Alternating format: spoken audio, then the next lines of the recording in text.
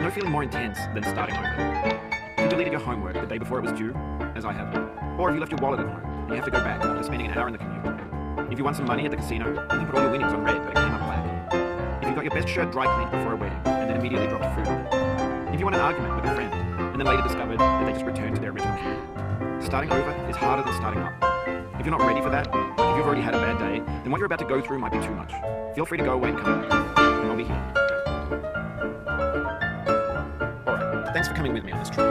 I'll understand if you have to take a break at any point. Just find a safe place to stop and quit the game. Don't worry, I'll save your progress, always, even your mistakes. This game is a homage to a free game that came out in 2002, titled Sexy Hiking. The author of that game is Jazzo, a mysterious Czech designer who was known at the time as the father of B games. And B games are rough assemblages of found objects. Designers slap them together very quickly and freely, and they're often too rough and unfriendly to gain much of a certain way. Sexy Hiking is the perfect embodiment of a B game. It's built almost entirely out of found and recycled parts, and it's one of the most unusual and unfriendly games of its time. In it, your task is simply to drag yourself up a mountain with a hammer.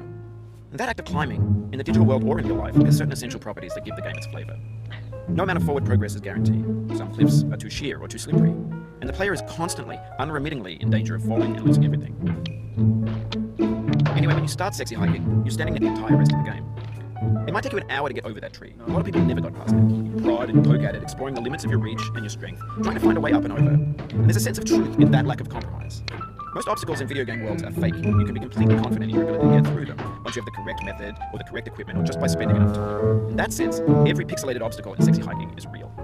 The obstacles in Sexy Hiking are unyielding, and that makes the game uniquely frustrating. But I'm not sure Jazzo intended to make a frustrating game. The frustration is just essential to the act of climbing, and it's authentic to the process of building a game about it. A funny thing happened to me as I was building this mountain. I'd have an idea for a new obstacle, and I'd build it, test it, and it would usually turn out to be unreasonably hard. But I couldn't bring myself to make it easier. It already felt like my inability to get past the new obstacle was my fault, as a player rather than as a builder. Imaginary mountains build themselves from our efforts to climb them, and it's our repeated attempts to reach the summit that turns those mountains into something real. When you're building a video game world, you're building with ideas. And that can be like working with presets cement. You mold your ideas into a certain shape that can be played with. And in the process of playing with them, they begin to harden and set until they're immutable like rock. And at that point, you can't change them, not without breaking it into pieces and starting fresh with new ideas. For years now, people have been predicting that games look bad or that they're badly made, although a lot of them are.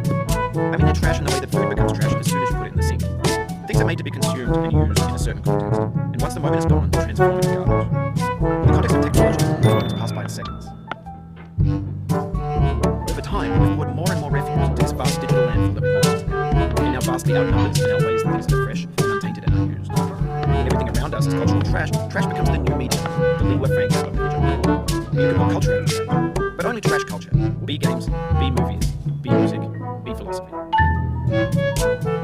Maybe this is what digital culture is. A monstrous mountain of trash, the ash heap where creativity is found. A landfill with everything we ever thought of. Grand, infinite, and unsearchable. There's 3D models of breakfast, Gen X's fanfic novels, scan magazines, green screen Shia LaBeouf, banned stuff scenes on LiveLeak, Facebook's lifelike bots with unbranded adverts and candid shots of Kanye and Taylor Swift mashups, car crash epic failed GIFs, Russian dashcam vids, discussions of McRibs, discarded, forgotten, unrecycled, muddled, rotten, untitled.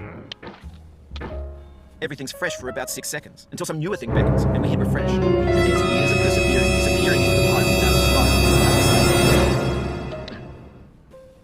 In this context, it's tempting to make friendly content that's gentle, that lets you churn through it but not earn it. Why make